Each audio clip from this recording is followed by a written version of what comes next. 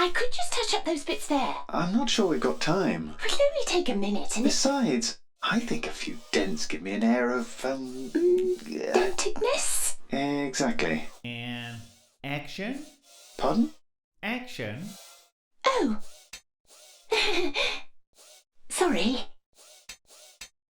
We can cut that bit out later, right? Sure, whatever.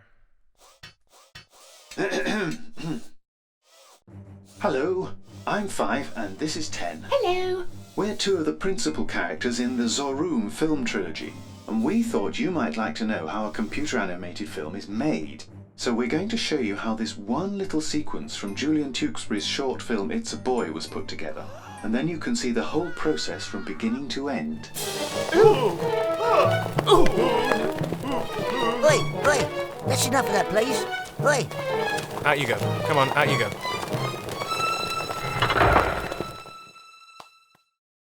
Making an animated film is enormously time-consuming, even with today's amazing computer power. For a computer animated film, every character, every prop, and every detail of every set has to be built, coloured, and made to work before any animation can begin. And it all starts with pencil and paper. Here's the drawing of Queenie the Quail from It's a Boy. This picture was scanned into the computer and then used as a template to build the 3D model of Queenie. Once she was formed, she needed to be given her colours. To do that, the mesh that was used to make her was unwrapped, and this flat texture was then painted to fit onto the mesh.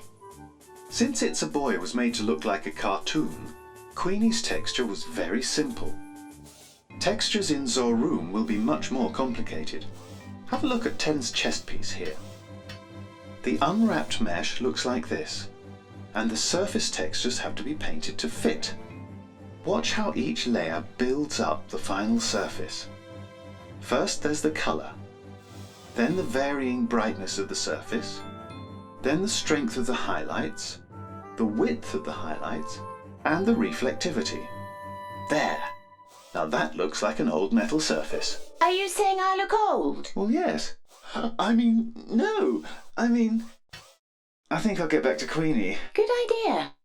Well, the model of Queenie was looking all right, but it didn't do anything. To make it possible to animate her, she had to have a skeleton made inside her, and the mesh had to be fixed to the skeleton in a process known as skinning. This took quite a long time, because the influence of each skeletal joint had to be adjusted so that she bent in the right way without folding up or looking lumpy.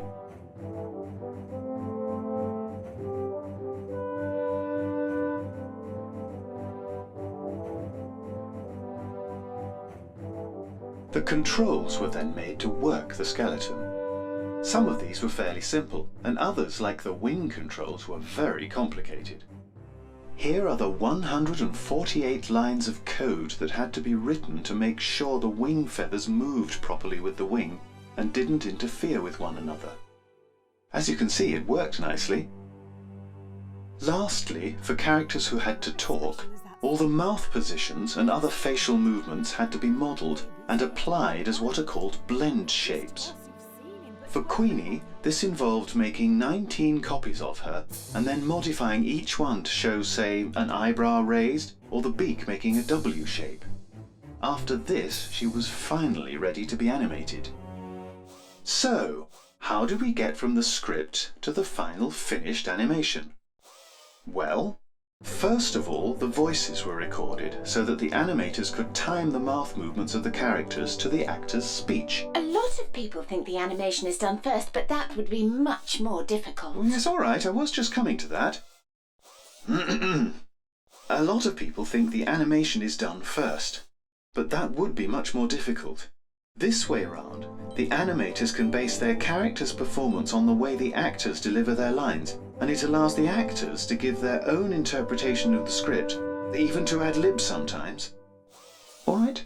All right. After that, it was all back to pencil and paper.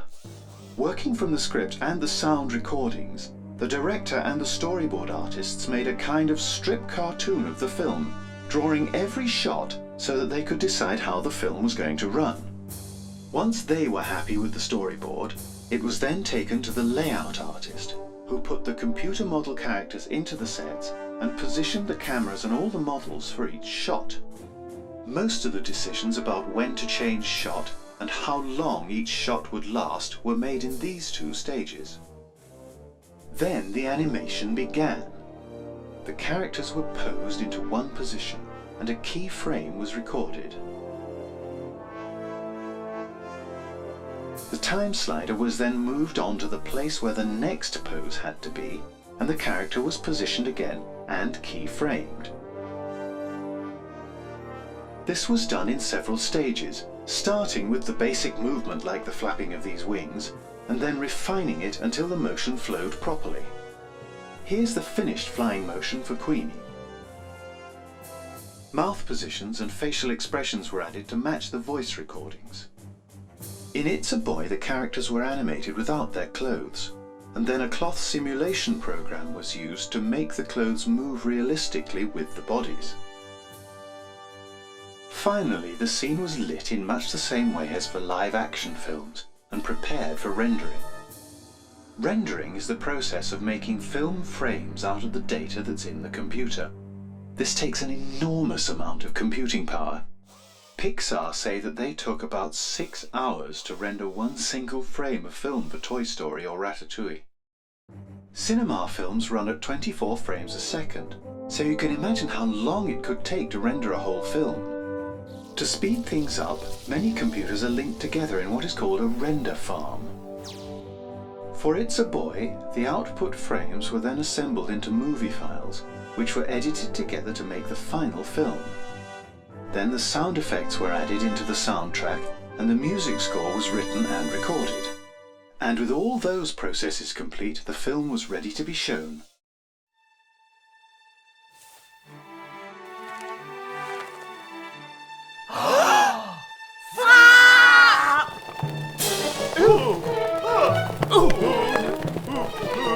Oi, that's enough of that, please. Oi. Out you go. Come on, out you go.